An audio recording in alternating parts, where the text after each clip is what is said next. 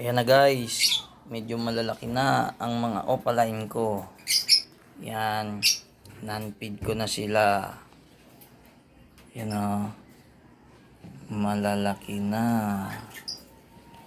Yan, o ha, ang lalaki na nila. O, malulusog. O, ayan.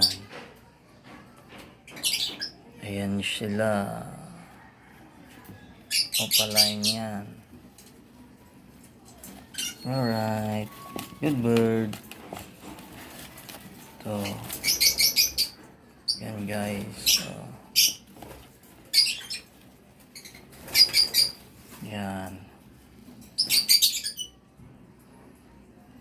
Abangan nyo ang susunod na video para sa unti-unting paglaki ng mga ibon na ito.